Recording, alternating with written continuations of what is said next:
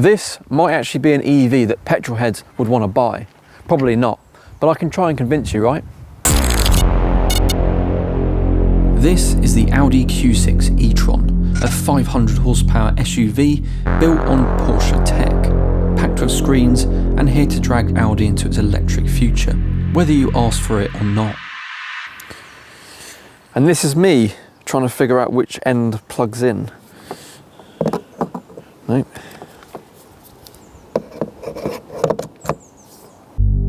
The Q6 e-Tron is Audi's first car built on the all-new PPE platform, shared with the upcoming electric Porsche Macan.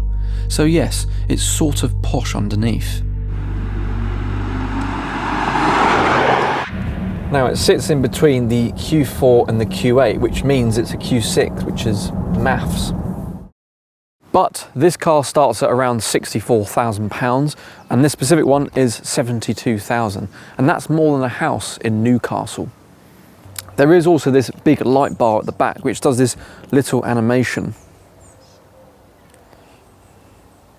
Look at that. Why does it do it? Well, obviously your neighbour's Tesla has it and Audi doesn't want to be shown up.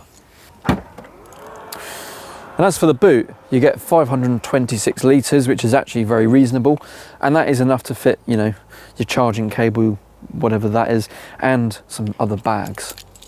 Inside, it's very Audi. You get nice leather across the seats and dash, also a very big screen here, and a voice assistant called Eileen, which kind of sounds like your nan's bingo mate. But overall, it's very spacious and roomy in here. You've also got this very funky looking steering wheel, which again isn't round. Don't know why they keep doing that. And also on the screen, you've got like navigation, you've got your radio, you've got your Bluetooth, you've got actually an app store, so you can even play some YouTube. Or if you want, you even have karaoke. The dual screens are crisp, the haptic buttons are still annoying, and the optional B&O sound system will blow your socks off. And it's the same sort of thing here in the back. It's very spacious again. You've got lots of legroom and even more headroom. You've also got heated seats back here too and USB charging ports. The Q6 e-Tron comes in various flavours: rear-wheel drive, all-wheel drive, or the SQ6, which does 0 to 60 in 4.3 seconds. And that is quick. Oh, and it shifts. And that is the electric torque for you. It's quiet, instant, and slightly unnerving. Now, it's not a particularly sporty drive. It is an SUV at the end of the day. It's calm, composed, and maybe a bit unenthusiastic. But having said that, putting it in dynamic driving mode stiffens up the steering and the suspension, making it feel more like a sports SUV. Other features include the usual lane assist, which you can see very nicely on this middle screen here where you actually are in the road. So if I do veer off to the side, it goes red. Also, you've got a nice visual cue for the indicators along the side here. You've got nice LED lights, so actually there's no excuse really to not indicate. So, what about range? Well, you get up to 393 miles if you go for the big battery. That's more than a Tesla Model Y long range, at least on paper. In the real world, expect closer to 280 to 320 miles, depending on how much you like using your right foot.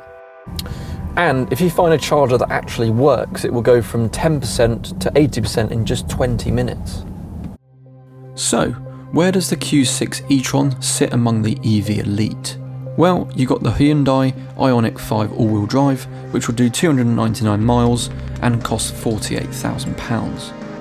Then you've got the BMW iX3, which will do 293 miles, but costs £65,000. Again, mentioning the Tesla Model Y long range, that will do 373 miles at £45,000. And lastly, the Audi Q6 e-Tron with 393 miles and £64,000 starting price. The Audi Q6 feels more refined than the Tesla, more modern than a BMW iX3, and far more premium than a Hyundai. But this is pricier, heavier, and maybe a bit too safe. Overall, it is very smooth and nice to daily drive. It's quiet, it's civilized, it's everything you want it to be in a daily driver car, really. The only thing is, it is very big, so if you are going around a town, then it is, a bit tricky. So, is the Q6 e-Tron the future of Audi? Absolutely. Is it the future you want? Probably not. Because while it ticks every EV box, it's fast, refined and techy, it still feels like it's trying to convince petrolheads that it's not electric. But hey, if this is what the future looks like, then at least it has heated seats and a 3D sound system. Make sure you like, comment and subscribe, and if you want to yell at me, then I do read those too. See you next time.